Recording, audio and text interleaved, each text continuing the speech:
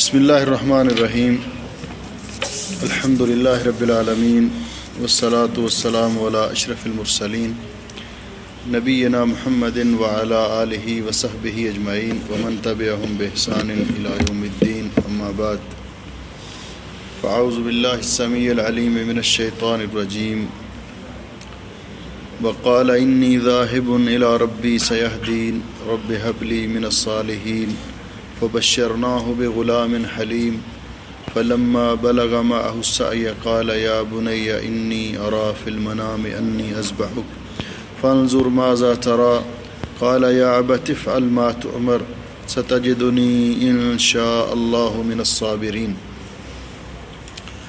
آج کے درس سے ہم اللہ کی توفیق سے قربانی کے بارے میں گفتگو کریں گے، لیکن قربانی کے مسائل بیان کرنے سے پہلے قربانی کی تاریخ پر ایک نظر دوڑانا چاہتے ہیں قرآن پاک کی روشنی میں۔ عمومی طور پر ہم یہ جو لفظ استعمال کرتے ہیں قربانی، تو قربانی کے لیے قرآن پاک میں جو لفظ استعمال ہوا ہے وہ قربان کا، اور قربان کا معنی تقرب حاصل کرنا، کسی کی خوشنودی حاصل کرنے کے لیے، رضا جوئی کے لیے اس کے سامنے کوئی چیز پیش کرنا۔ اس کی تاریخ جب ہم قرآن پاک میں سے دیکھتے ہیں تو اس کی تاریخ سے یہ بات سامنے آتی ہے کہ قربانی ان معنوں میں استعمال ہوتی رہی اسی وقت سے جب سے اللہ رب العزت نے انسانوں کو دنیا میں بسایا اور آباد کیا۔ اللہ رب العزت کی بارگاہ میں کوئی نہ کوئی چیز پیش کرنا، خواہ وہ جانور ہو، پیسہ ہو، کوئی جنس ہو، اللہ کی رضا جوئی کے لیے، اللہ تعالیٰ کا قرب حاصل کرنے کے لیے، یہ قربانی کہلاتا ہے۔ اور ہمیں یہاں سب سے پہلی جس قربانی کا ذکر قرآن پاک میں ملتا ہے اس کا تذکرہ اللہ رب العزت نے سورۃ المائدہ میں فرمایا۔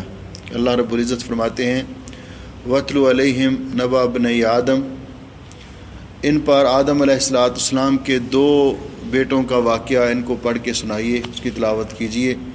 اذ قربا قربانن، جب ان دونوں نے قربانی پیش کی۔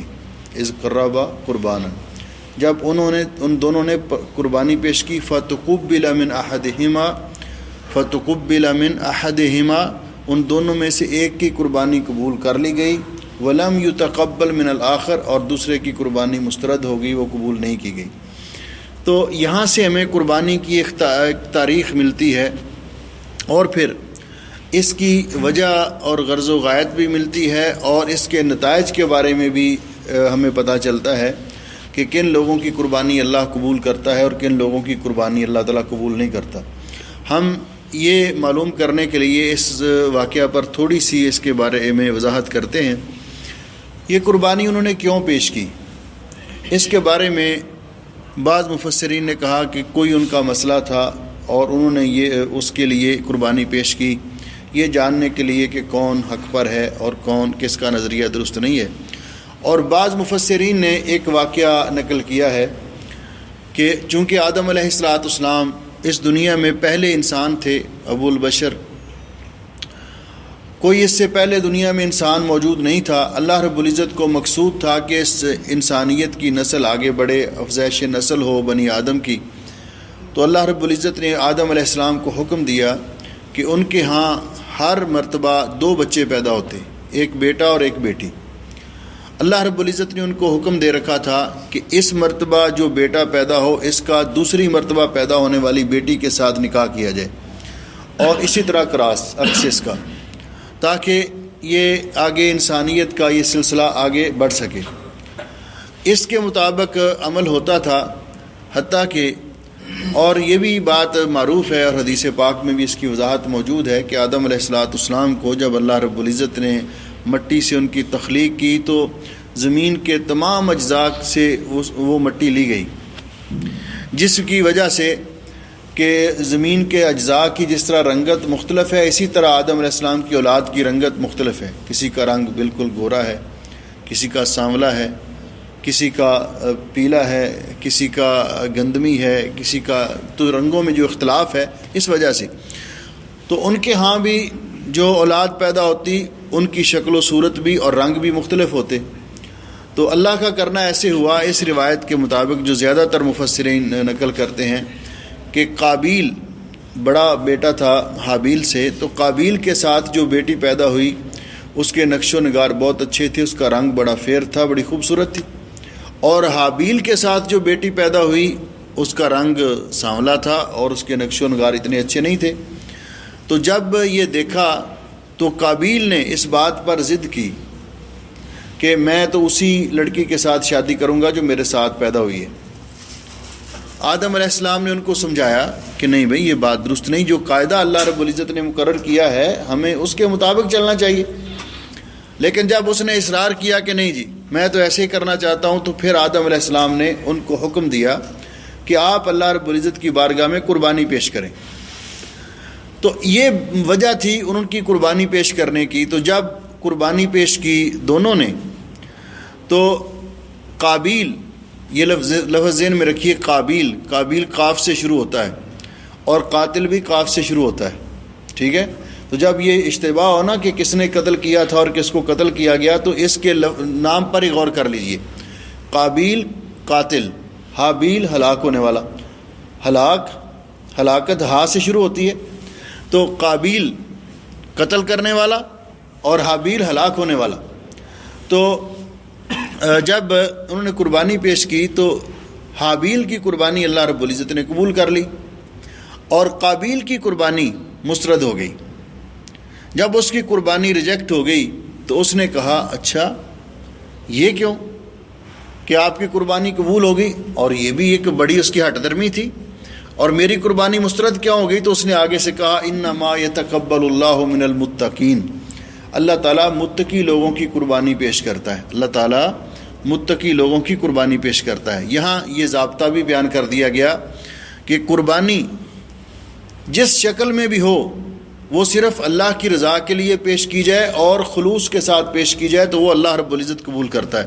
اسی لیے اللہ رب العزت نے جب قربانی کا ہمیں حکم دیا تو فرمایا فصلی لربک وانحر، پس نماز پڑھو لربک اپنے رب کے لیے، وانحر اور قربانی کرو اپنے رب کے لیے. یہ اعلان کروایا کہ میرے پیارے حبیب فرما دیجئے قل ان صلاتی و نسکی و محیای و مماتی للہ رب العالمین، میری نماز بھی، میری قربانی بھی، میری زندگی بھی اور میری موت بھی للہ رب العالمین، اللہ رب العالمین کے لیے. اب جب قربانی اس کی قبول نہیں ہوئی تو اس نے کہا یہ کیسے پتہ چلا کہ قربانی قبول ہو گئی کہ نہیں ہوئی؟ آدم علیہ السلام کے ذریعے اللہ نے ان کو اطلاع دی یا کیا طریقہ تھا؟ تو اللہ رب العزت کا ہم پر بہت بڑا فضل و احسان ہے کہ اللہ جل شانہ نے ہمارے عیبوں پہ پردے ڈال دیے. ہمارے عمل قبول ہوتے ہیں یا نہیں ہوتے اللہ کے علم میں ہے، وگرنہ اس سے پہلے جب کوئی ایسا موقع آتا تھا تو قربانی کی قبولیت یا عدم قبولیت کا فیصلہ وہی ہو جاتا تھا. رسول اکرم صلی اللہ علیہ وسلم سے پہلے تک دور تک یہ سلسلہ جاری رہا. اور یہ سلسلہ کیا تھا تھوڑی سی ہم اس کی بھی وضاحت کر لیں. یہ دیکھیے سورت آل عمران کی آیت نمبر،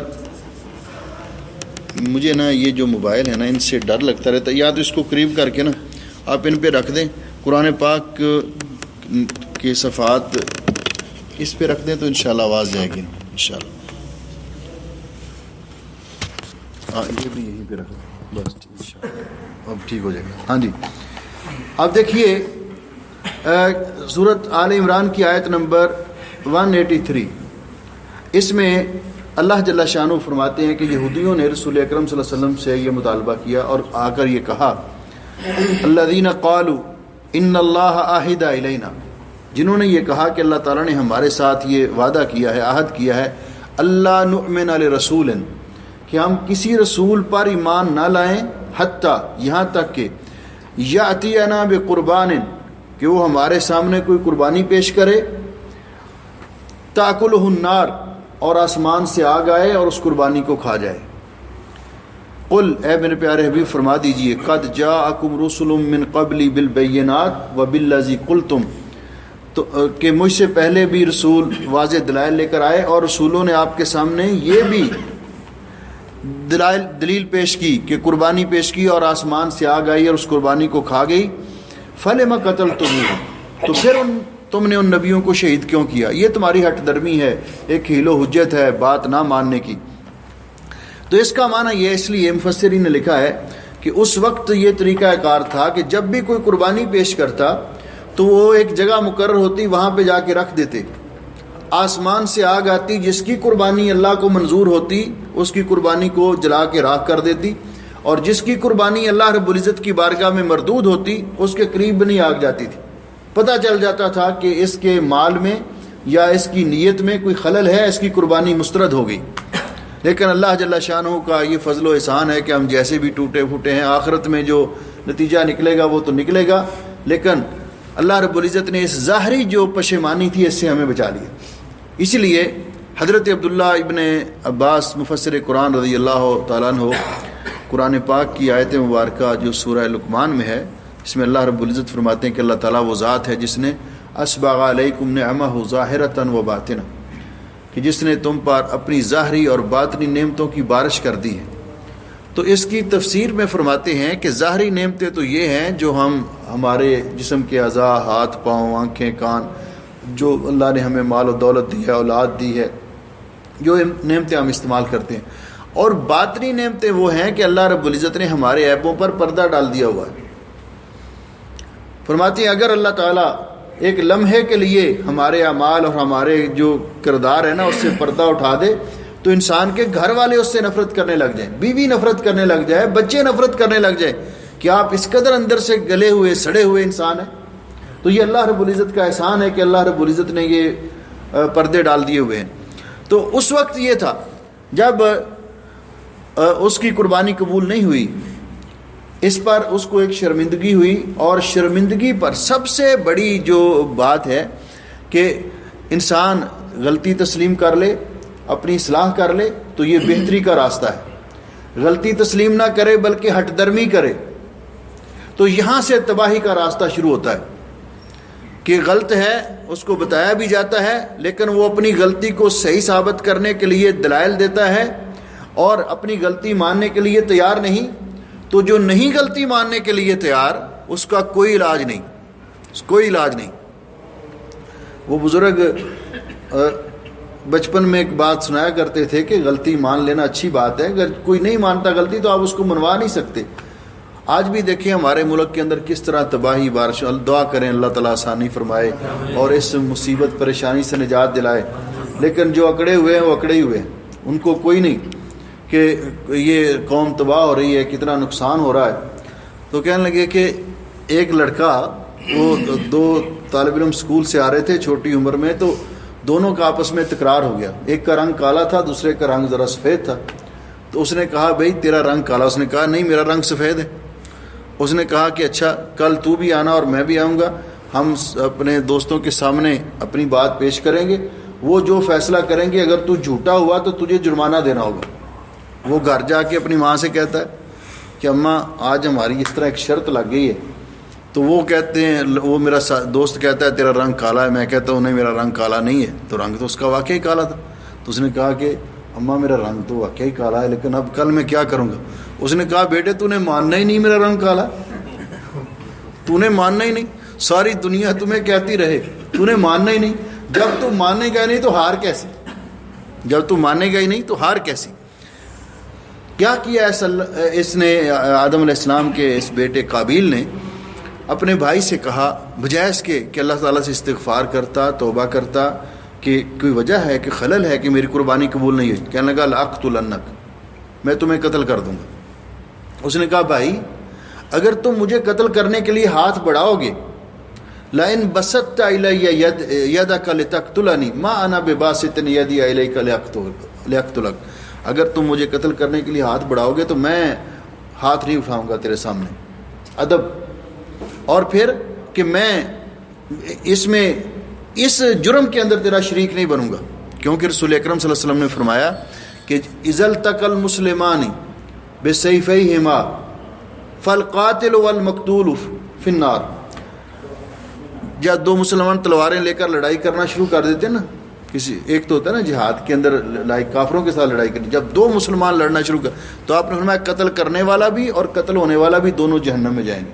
تو صحابی نے پوچھا حضرت جی قاتل تو چلو اس نے تو قتل کیا ہے، وہ جہنم میں چلا گیا، مقتول کا کیا قصور ہے؟ آپ نے فرمایا وہ بھی جرم میں برابر کا شریک تھا، داؤ اس کا پہلے لگ گیا، وگرنہ یہ بھی اس کو قتل کرنا چاہتا تھا، یہ بھی پوری پوزیشن میں تھا، کوشش کر رہا تھا کہ میں اس کو پہلے قتل کر دوں، لیکن اس کا وار پہلے چل گیا اور اس نے قتل کر دیا، وگرنہ یہ بھی تلوار گھر سے اسی لیے لے کے آیا تھا کہ میں نے اس کو قتل کرنا ہے، اور وہ لے کے آیا تھا کہ میں نے اس کو قتل کرنا ہے۔ اس نے کہا میں اس جرم کے اندر شریک نہیں ہوں گا، میں آپ کے سامنے ہاتھ نہیں اٹھاؤں گا تاکہ دونوں کا گناہ تجھے ہو۔ بہرحال اس کے اندرونی جذبات نے اور اس کے جو وہ اس کے اپنے بھائی کے خلاف رکھتا تھا، انہوں نے اتنا بھڑکایا اس کو کہ اس نے اپنے بھائی کو قتل کر دیا۔ اب جب قتل کر دیا تو قتل کرنے کے بعد اصبح من النادمین، شرمسار ہوا۔ جلد بازی، یہ عقل و فکر سے کام نہ لینا اور اپنے جذبات کی رو میں بہہ جانا، یہ انسان کو اس طرح کرتا ہے۔ اب ساری عمر یہ پریشان رہا تو کیا فائدہ پریشان ہونے کا؟ جو کام تھا وہ تو اس نے کر دیا۔ وہ کہتے ہیں نا کہ میرے قتل کے بعد اس نے جفا سے توبہ، ہائے اس زود پشیماں کا پشیماں ہونا۔ تو اب کیا کروں اپنے بھائی کو؟ روئے زمین پر پہلا قتل تھا، ابھی تک نہ کوئی بندہ فوت ہوا تھا، نہ کبھی کسی کو دفن کیا گیا تھا، یہ روئے زمین پر پہلا واقعہ رونما ہوا تھا۔ اسی لیے رسول اکرم صلی اللہ علیہ وسلم نے فرمایا کہ قیامت تک جتنے قتل ہوتے رہیں گے ہر قاتل کو اس کے جرم کی سزا ملے گی، ساتھ ساتھ برابر کا حصہ قابیل کو بھی ملے گا کہ اس نے اس جرم کا آغاز کیا، اس نے قتل کی طرح ڈالی اور اس کا آغاز کیا۔ اب پریشان ہوا کیا کرے؟ اللہ رب العزت نے قرآن پاک میں یہ واقعہ ذکر کرتے ہوئے فرمایا کہ اس کو سمجھ نہیں آ رہی تھی، تو اللہ رب العزت نے فبعث اللہ غرابا، کوے کو بھیجا۔ کوے نے اپنے ساتھی کو قتل کیا، مارا، اور پھر جب وہ مر گیا تو اس نے یبحث فی الارض، زمین کے اندر اپنے پینچوں کے ساتھ، چونچ کے ساتھ اس نے گڑھا کھود کر اس کو اس میں ڈال کے اوپر مٹی ڈالی، تو کہنے لگا یا ویلتا اعجزت ان اکون مثل ھذا الغراب، میں اشرف المخلوقات ہو کر، انسان ہو کر اس کوے کی طرح بھی نہیں ہو سکا، اس کوے کی طرح بھی نہیں، یہ مجھ سے تو یہ سبقت لے گیا۔ پھر اسی طرز پر اس نے اپنے بھائی کو گڑھا کھود کے اس کی میت کو چھپایا۔ تو یہ پہلا قربانی کا جو تاریخ ہے، اور اس وقت سے قربانی چلی آ رہی ہے کسی نہ کسی شکل کے اندر، جب سے اللہ رب العزت نے آدم علیہ السلام کو دنیا میں بسایا۔ کیوں کہ اللہ رب العزت قربانی پیش کرنے کے لیے کہ وہ قربانی جو بھی ہو، جس قسم کی بھی ہو، وہ اللہ رب العزت کے لیے پیش کی جائے، اللہ کے علاوہ کسی اور کے لیے پیش نہ کی جائے۔ اس کا ضابطہ شریعت نے بیان کر دیا۔ اللہ جل شانہ نے قرآن پاک کے اندر جن چیزوں کو حرام قرار دیا، جن جانوروں کا گوشت کھانے کو حرام قرار دیا، ان میں اللہ رب العزت نے فرمایا، تذکرہ کیا، انما حرم علیکم المیتۃ والدم ولحم الخنزیر، اور پھر فرمایا وما اہل بہ لغیر اللہ۔ قربانی کس کے لیے کرنی؟ فصلی لربک وانحر، وما اہل بہ لغیر اللہ، غیر اللہ کے نام پر جو جانور دیا جائے گا وہ بھی حرام، غیر اللہ کے نام پر جو جانور دیا جائے گا وہ بھی حرام۔ اور دوسری جگہ فرمایا وما ذبح علی النصب، نصب یہ وہ معنی منسوب شدہ پتھر، گاڑے ہوئے پتھر۔ مشرکین ان کا یہ طریقہ کار تھا کہ وہ جن بتوں کی پرستش کرتے تھے، جہاں جہاں ان کی انہوں نے پرستش گاہ بنائی ہوئی تھی، وہاں انہوں نے پتھر گاڑے ہوئے تھے، نصب کیے ہوئے تھے، ان پر وہ جانور ذبح کرتے تھے اپنے بتوں کے نام پر، ان کا قرب حاصل کرنے کے لیے اپنے نظریے کے مطابق، تو ان کو نصب کہا گیا قرآن پاک میں۔ تو جو ان نصب پر جانور ذبح کیے گئے، اللہ رب العزت نے فرمایا وہ بھی حرام ہے، وما ذبح علی النصب۔ اسی لیے حضرت علی رضی اللہ تعالیٰ عنہ فرماتے ہیں کہ حدثنی رسول اللہ صلی اللہ علیہ وسلم باربع کلمات، نبی پاک صلی اللہ علیہ وسلم نے 4 باتیں مجھے بتلائیں۔ ابو داؤد کے اندر یہ روایت موجود ہے۔ آپ نے فرمایا کہ لعن اللہ من ذبح لغیر اللہ، اس شخص پر اللہ کی لعنت جو غیر اللہ کے نام پر جانور ذبح کرتا ہے۔ اس کی تفسیر کرتے ہوئے امام نووی رحمۃ اللہ اور دیگر حدیث کے شارحین نے لکھا ہے کہ اس کی 2 صورتیں ہیں۔ ایک تو یہ کہ ذبح کرتے وقت نام ہی غیر اللہ کا لے، نام ہی غیر اللہ کا لے. مثلا کوئی عیسائی ذبح کر رہا ہے تو کہے بسم المسیح، کوئی اور ذبح کر رہا ہے وہ اپنے بتوں کا نام لے، مشرکین مکہ کہیں بسم اللات والعزیٰ، بالاتفاق حرام. اور دوسرا کہ نام بھلے وہ اللہ کا لے لیکن قرب حاصل کرنا مقصود ہو کسی اور کا، اللہ کے علاوہ کسی قبر پہ جا کر کسی اور ایسے آستانے پہ جا کر ذبح کرے، فرماتے وہ بھی اسی حکم میں آتا ہے. اور یہی بات، اس کی وضاحت مولانا مودودی صاحب نے تفہیم القرآن میں بھی کی ہے کہ دو ہی قسمیں انہوں نے بیان کی، اور دیگر بھی جتنے مفسرین ہیں انہوں نے یہی بات بیان کی کہ وما اہل بہ لغیر اللہ کی دو ہی قسمیں ہیں، یا تو غیر اللہ کا نام لے کر ذبح کیا جائے، یا نام تو اللہ کا ہو لیکن تقرب حاصل کرنا وہ دوسرے کا ہو. اور علماء نے اس کے اندر یہی چیزیں بھی شامل کی ہیں کہ ایک آدمی مکان بناتا ہے نیا یا خریدتا ہے تو مکان کے دروازے پر جانور ذبح کرتا ہے. کس لیے؟ کہ اس کو نظر نہیں لگے گی، جنات یہاں سے بھاگ جائیں گے اور یہ جانور جو ہے مکان کا صدقہ ہو جائے گا. گاڑی خریدتا ہے، جانور ذبح کرتا ہے اور اس کا خون گاڑی کے ٹائروں کو لگاتا ہے، وہ بھی اسی ضمن میں آتا ہے وما اہل بہ لغیر اللہ. تو شریعت نے ضابطہ بنایا کہ قربانی پیش کی جائے گی، جانور ذبح کیا جائے گا اللہ کے نام کا، غیر اللہ کے نام کا اگر ذبح کیا جائے گا کسی طرح بھی تو وہ شریعت میں جائز نہیں. ابو داؤد شریف کے اندر یہ حدیث موجود ہے، یہ پہلی حدیث جو میں نے بیان کی حضرت علی رضی اللہ تعالیٰ عنہ، یہ مسلم شریف کے اندر ہے. ابو داؤد کے اندر یہ روایت موجود ہے کہ حضرت ثابت ابن ضحاک رضی اللہ تعالیٰ عنہ بیان کرتے ہیں کہ ایک آدمی رسول اکرم صلی اللہ علیہ وسلم کی خدمت میں حاضر ہوا. اس نے کہا حضرت میں نے زمانہ جاہلیت میں نظر مانی تھی انحرا ابلا ببوانا تھا کہ میں بوانا نامی بستی میں جا کر جانور ذبح کروں گا، اونٹ ذبح کروں گا. رسول اکرم صلی اللہ علیہ وسلم نے اس سے دو سوال کیے. آپ نے فرمایا هل كان فيها وثن من اوثان الجاہلیت یعبد، کیا اس بستی کے اندر زمانہ جاہلیت میں کسی بت کی پرستش ہوتی تھی؟ انہوں نے کہا جی نہیں. آپ نے فرمایا هل كان فيها عید من اعیاد الجاہلیہ، کیا اس جگہ پہ جہاں جانور ذبح کرنا چاہتا ہے زمانہ جاہلیت کا کوئی میلہ لگتا تھا؟ صحابہ کرام نے جواب دیا جی نہیں. آپ نے فرمایا فاوف بنظرک، تو پھر اپنی نظر کو پورا کرو. اس لیے کہ اس کے بعد آپ نے فرمایا کوئی ایسی نظر پورا کرنا جائز نہیں جس میں اللہ تعالیٰ کی معصیت اور نافرمانی ہو، جس میں اللہ تعالیٰ کی معصیت اور نافرمانی ہو. اس سے یہ ضابطہ سامنے آ گیا کہ ایسی جگہوں پہ جا کر جانور ذبح کرنا، بھلے آپ کا کوئی بھی ارادہ ہو جہاں شرک ہوتا ہو. حالانکہ صحابی تھے، نبی علیہ السلام کے امتی تھے، انہوں نے اگر جانور ذبح کرنا تھا تو اللہ کا نام لے کر ذبح کرنا تھا.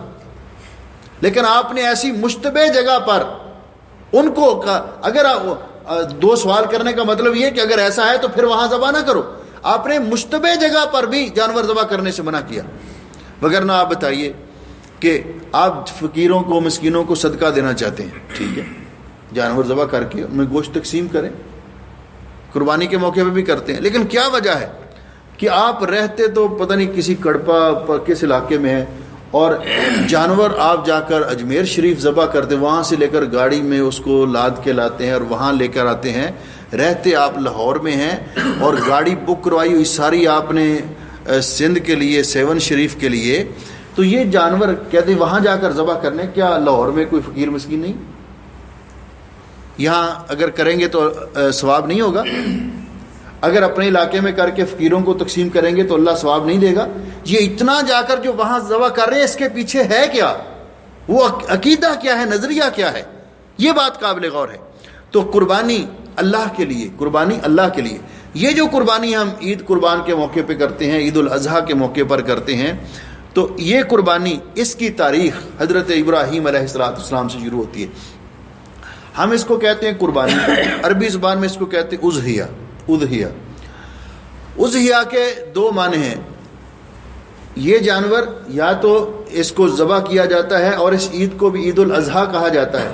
تو زیادہ تر اس کا کہ یہ چونکہ عید نماز پڑھی جاتی ہے ضحیٰ کے وقت، اور اس وقت کی مناسبت سے اس کو کہا گیا کہ یہ جانور جو عید نماز کے بعد ذبح کیا جاتا ہے اس کو اضحیہ کہا جاتا ہے، کیونکہ یہ ضحیٰ اور چاشت کے وقت ذبح کیا جاتا ہے. یا پھر گوشت عام ہوتا ہے اور لوگ اس وقت پھیلا دیتے تھے گوشت کو سکھانے کے لیے جو اپنے گھر میں رکھتے تھے، تو اس وجہ سے ہر طرف گوشت ہی گوشت ہوتا تھا، اس وجہ سے بھی اس کے لیے بعض علماء نے کہا کہ اس کو کہا جاتا ہے اضحیہ۔ لیکن ہم کہتے ہیں کہ عید قربانی کے موقع پر جانور ذبح کرنا، یہ جانور جس کے پاس استطاعت ہے اس کو جانور ہی ذبح کرنا چاہیے۔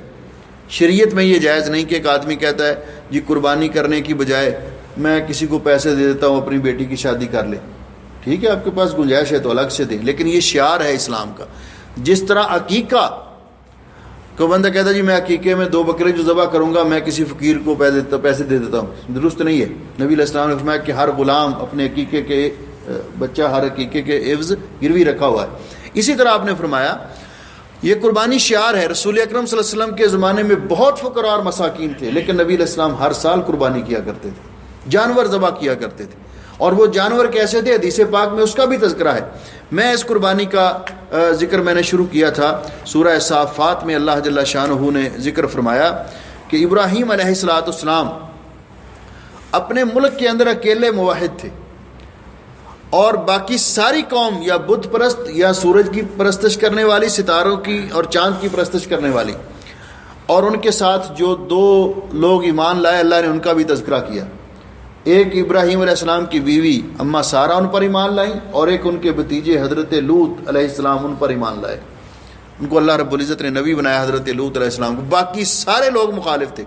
جب انہوں نے پروگرام کیا کہ ابراہیم علیہ السلام ہمارے بتوں کی مخالفت کر رہے ہیں، تو انہوں نے مل کر جو بھی ان کے ساتھ مکالمہ ہوا قرآن پاک میں تفصیل کے ساتھ اس کا ذکر کیا۔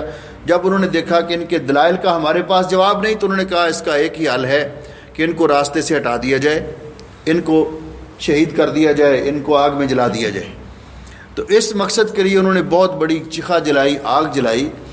ساری دنیا مل کر ایک موحد کو مارنے کے لیے اکٹھی ہے، بادشاہ بھی، قوم بھی، اپنا خاندان بھی، اور جتنے لوگ وہاں بت پرست تھے غیر اللہ کی پرستش کرنے والے، سارے مل کر مارنا چاہ رہے ہیں، قتل کرنا چاہ رہے ہیں، آگ میں جلانا چاہ رہے ہیں ایک موحد کو۔ لیکن اللہ رب العزت نے، اللہ تعالیٰ کی یہ تو حکمت ہے یا اللہ رب العزت نے ڈھیل دی ہے انسان کو، وگرنہ اللہ تعالیٰ کی قدرت اور اللہ تعالیٰ کی طاقت، اللہ تعالیٰ نے قرآن پاک میں 2 3 4 مقامات پر اپنی طاقت کا اظہار کیا ہے۔ مثال کے طور پر ایک ابراہیم علیہ السلام کے سارے مارنے کے لیے تیار ہیں، آگ میں ڈال دیا، تو اللہ رب العزت نے فرمایا اچھا تم مارنے والے میں بچانے والا۔ قلنا یا نار کونی بردن و سلاما علی ابراہیم، اے آگ ابراہیم پر ٹھنڈی اور سلامتی والی ہو جا۔ بالکل ان کو احساس تک بھی نہیں اللہ نے ہونے دیا کہ آگ کی گرمی کیا ہوتی ہے، اللہ رب العزت نے محفوظ کر لیا، سارے مارنا چاہیں۔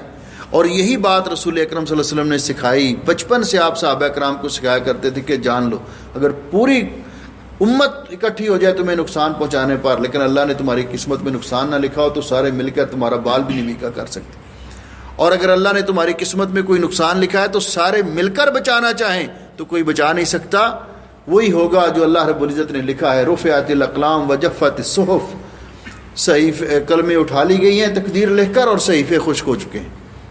کل لن یصیبنا الا ما کتب اللہ لنا، ہمیں وہی کچھ ہوگا جو ہمارے رب نے ہماری قسمت میں لکھا ہے۔ اللہ تعالیٰ نے بچا لیا۔ دوسرا واقعہ اللہ نے ذکر کیا مثال کے طور پر موسیٰ علیہ السلام کا۔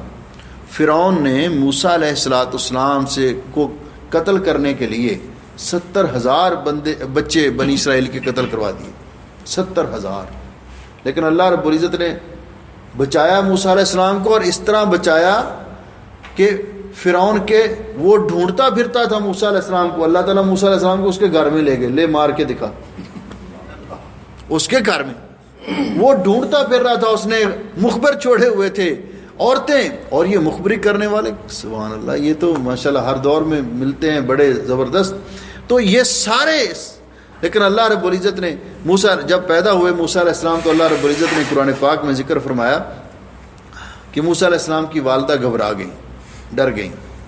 اللہ تعالیٰ نے فرمایا لا تخافی ولا تحزنی، گھبراؤ نہیں، غم نہ کرو، پھر اللہ تعالیٰ فرماتے ہیں اوحینا الی ام موسیٰ ان ارضعیہ، آپ آرام سے اطمینان سے اس کو دودھ پلاؤ۔ اب وہ جو جلاد ہیں وہ گھوم رہے ہیں، مخبر عورتیں گھروں میں پھر رہی ہیں، تو موسیٰ علیہ السلام کی والدہ کے دل میں تھوڑا خوف محسوس ہوا، تو اللہ رب العزت نے فرمایا جب تم یہ ہو نا کہ آپ نہیں آپ برداشت کر سکتی ہے، اس بچے کو سنبھال سکتی، وَإِذَا خِفْتِ عَلَيْهِ، جب آپ کو خطرہ محسوس ہو اس کو ایک تابوت میں صندوق میں بند کر کے پانی میں بہا دینا، ہمارا بندہ ہم خود اس کی حفاظت کریں گے، لیکن ایک ہمارا آپ کے ساتھ وعدہ ہے، اِنَّا رَادُّوهُ إِلَيْكَ، اس کو آپ کے پاس بھی واپس لائیں گے، وَجَاعِلُوهُ مِنَ الْمُرْسَلِينَ، اور اس کو ہم نبی بھی بنائیں گے۔ اور پتہ کیسے چلا؟ پتہ کہ جب موسیٰ علیہ السلام کی والدہ کو خوف محسوس ہوا تو مفسرین نے لکھا ہے کہ وہ ایک بنی اسرائیل کے نجار کے پاس گئی کہ ہمیں ایک صندوق بنا دو، اس کو اندر تھوڑا سا کپڑا یا پلاسٹر وغیرہ اس دور میں جو بھی تھا، پانی تاکہ اندر نہ آ سکے، اس طرح کا بنا دو۔ تو کہنے لگا کیا کرنا ہے؟ انہوں نے کہا ابھی آپ بنا دیں، اب کیا کرنا؟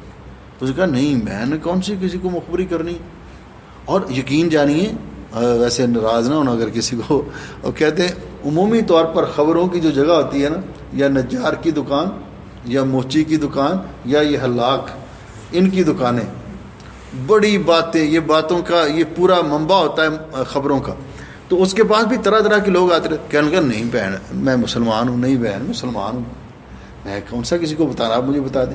اس نے کہا اس طرح کی بات ہے، اس نے صندوق بنا کر ان کو دے دیا اور ادھر جا کر اس نے مخبری کر دی۔ بس ماں نے ابھی صندوق میں ڈال کر موسیٰ علیہ السلام کو دریا کی نظر کیا ہی تھا اور گھر میں جلاد آ گئے، بچہ کدھر ہے، بچہ کدھر ہے؟ ان کا دیکھ لو کہیں آپ کو ملتا ہے۔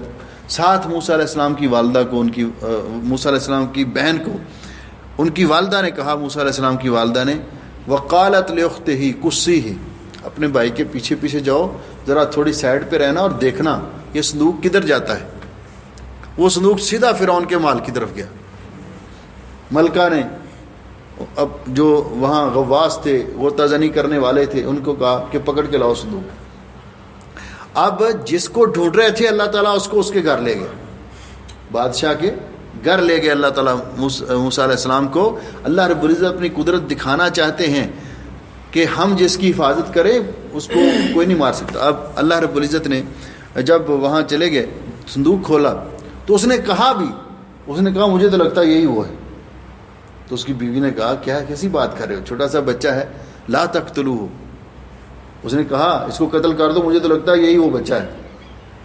تو اس کی وائف نے کہا لا تقتلوہ عسیٰ ان ینفعنا او نتخذہ ولدا، قتل نہ کرو، ہو سکتا ہے یہ ہمیں بڑا ہو کر فائدہ دے، ہم اس کو بیٹا بنا لیں، ہماری اولاد نہیں ہے، ہم اس کو بیٹا بنا لیں۔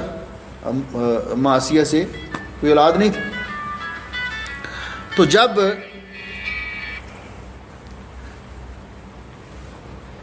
اب ضرورت یہ محسوس ہوئی کہ اب بچہ، ظاہر بات ہے کہ دیکھا بڑا خوبصورت نبی ہوتے ہیں، بڑے خوبصورت ہیں، پورے اپنے اس دور کے لوگوں سے خوبصورت ہوتے ہیں، بچہ انگوٹھا منہ میں لیا ہوا ہے اور اس کو چوس رہا ہے۔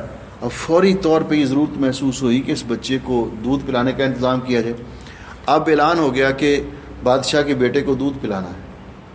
اب یہ ویکنسی اتنی بڑی اعلیٰ ویکنسی تھی، تو اس کے لیے تو بڑے لوگ اپنا تیار ہو جاتے ہیں۔ تو جتنی عورتیں تھیں وہ اس بنی اسرائیل فرعون کی قوم کی، جن کو بچوں کو دودھ پلانے والی، بڑی نہا دھو کے تیار ہو کے بڑی اپنا ٹیسٹ دینے کے لیے آئیں، نوکری کے لیے، انٹرویو دینے کے لیے۔ اللہ تعالیٰ فرماتے ہیں وہ موسیٰ علیہ السلام کو دودھ پلانا چاہتی ہیں، موسیٰ علیہ السلام دیکھتے بھی نہیں اس طرح۔ حرمنا علیہ المراد، مفسرین نے لکھا ہے کہ اللہ رب العزت اپنے نبی کو ان کافرہ اور بدکار عورتوں کے دودھ پلانا نہیں چاہتا تھا، اللہ تعالیٰ نے محفوظ رکھا ان سے۔ جب کسی کا دودھ نہیں پیا تو موسیٰ علیہ السلام کی بہن بھی وہاں کھڑی تھی، اس نے کہا هل ادلکم علی اہل بیت یکفلونہ، میں نہ بتاؤں آپ کو، ایک گھر والے ہو سکتا ہے وہ اس کو دودھ پلائیں تو یہ بچہ دودھ پی لے۔ اس نے کہا آپ کو پتہ ہے کسی کا؟ ہاں مجھے پتہ ہے، جلدی لے کے آؤ۔ وہ دوڑی گھر جا کے کہا اماں بھائی کسی کا دودھ نہیں پی رہا، تو جلدی آؤ۔ ماں آئی دودھ پلانے کے لیے۔ اللہ تعالیٰ فرماتے ہیں کہ ہم نے پھر موسیٰ لولا ربطنا علی قلبہ ان کانت لتبدی، اتنے شوق سے اور اس طرح کہ بچہ بھوکا ہے اور یہ اللہ نے فطرت میں رکھا ہے، کہ ماں کہیں بھی ہو بچے کو بھوک لگی ہو ماں کو احساس ہو جاتا ہے. تو آئی ماں، لیکن اللہ فرماتے ہیں ہم نے ان کے دل کو مضبوط کیا کہ کہیں کہہ ہی نہ دے کہ میرا بچہ ہے اور کسی پریشانی میں. تو آ کر دودھ پلایا، بچے نے دودھ پی لیا. فرعون نے ریکویسٹ کی کہ بہن آپ برائے مہربانی ہمارے اس بچے کو دودھ پلا جایا کریں، ہم آپ کو تنخواہ بھی دیں گے اور آپ کو جو بھی آپ سہولت چاہیں گے. ان کا نہیں میرے پاس ٹائم نہیں ہوتا، میرے اور بھی گھر میں کام ہے. کیوں کہ اللہ رب العزت نے وعدہ کیا تھا کہ انا رادو ہو ہی لے گے، ہم اس کو آپ کے پاس واپس لے کے آئیں گے. اس نے کہا اچھا پھر ایسے کرو بچہ گھر لے جاؤ، دودھ پلاؤ، اس کا خیال رکھو، تنخواہ ہم دیں گے اور تیسرے چوتھے دن آ کے ہمیں دکھا جایا کرو تاکہ ہم اس کے بغیر رہ نہیں سکتے. اللہ رب العزت فرماتے ہیں دیکھو دشمن کے گھر میں پل رہے ہیں موسیٰ علیہ السلام، تنخواہ وہ دے رہا ہے. یہ اللہ کی قدرت ہے. تیسرا واقعہ اللہ نے بیان کیا ابابیل کا، وہ سورت فیل کے اندر وہ چھوٹے چھوٹے پرندے، جو پرندوں کے جھنڈ جو ابابیل تھے، ابابیل کا معنی پرندوں کے جھنڈ. اللہ تعالیٰ نے 60,000 کا لشکر، اس دور میں بڑا لشکر تھا، 60,000 مسلمانوں کا سب سے بڑا لشکر جو رسول اکرم صلی اللہ علیہ وسلم نے تیار کیا تھا نا غزوہ تبوک کے موقع پر، وہ کتنے ہزار تھے؟ 30,000. تو آپ اندازہ فرمائیں کہ رسول اکرم صلی اللہ علیہ وسلم کی ولادت باسعادت سے پہلے کا واقعہ ہے. 60,000 کا لشکر لے کر آیا تھا وہ، لیکن اللہ رب العزت نے اس 60,000 کے لشکر کو چھوٹے چھوٹے پرندوں سے مروا دیا، چیچڑے بخیر دیے ان کی. یہ اللہ رب العزت کی قدرت ہے. تو اللہ رب العزت نے بچا لیا ابراہیم علیہ السلام کو، اور وہاں سے جب نکلے تو اللہ رب العزت کی بارگاہ میں یہ دعا کی وقال انی ذاہب الی ربی سیہدین، میں اپنے رب کی راہ میں نکلنے والا ہوں، میرا رب میری رہنمائی کرے گا. رب ہب لی من الصالحین، اے اللہ مجھے نیک بیٹا عطا فرما. فبشرناہ بغلام حلیم، تو ہم نے ابراہیم علیہ السلام کو غلام حلیم عطا کیا. قرآن پاک میں ابراہیم علیہ السلام کو بیٹے کی بشارت کے بارے میں ایک آیت میں ہے فبشرناہ بغلام حلیم ہا کے ساتھ، اور ایک آیت میں ہے فبشرناہ بغلام علیم عین کے ساتھ. تو مفسرین نے لکھا ہے کہ جہاں بغلام حلیم کا تذکرہ ہے اس سے مراد اسماعیل علیہ السلام ہے، اور جہاں غلام علیم کا تذکرہ ہے اس سے مراد حضرت اسحاق علیہ السلام ہے. دو ہی بیٹے اللہ رب العزت نے ابراہیم علیہ السلام کو عطا کیے. حضرت اسماعیل علیہ السلام جب پیدا ہوئے تو اس وقت ابراہیم علیہ السلام کی عمر مبارک 86 برس تھی، 80 اور 6 86 برس. اور جب حضرت اسحاق پیدا ہوئے تو اس وقت ان کی عمر 100 برس تھی. یعنی حضرت اسحاق حضرت اسماعیل علیہ السلام سے 14 سال چھوٹے تھے. تو اللہ آگے جتنے انبیاء علیہم السلام دنیا میں آئے وہ سارے ان دونوں نبیوں کی اولاد میں سے. تمام انبیاء بنی اسرائیل حضرت اسحاق علیہ السلام کی اولاد میں سے، اور ہمارے پیارے نبی حضرت محمد رسول اللہ صلی اللہ علیہ وسلم حضرت اسماعیل علیہ السلام کی اولاد میں سے. اس لیے ابراہیم علیہ السلام کو جد الانبیاء بھی کہا جاتا ہے، اول الانبیاء بھی کہا جاتا ہے. تو انشاءاللہ اس کے بعد جب یہ بچہ اللہ نے دیا اس کے بعد پھر قربانی کا تذکرہ ہے، اس کا تذکرہ اگلے درس میں کریں گے انشاءاللہ، اور اس کے ساتھ قربانی کے باقی احکام بھی ذکر کریں گے.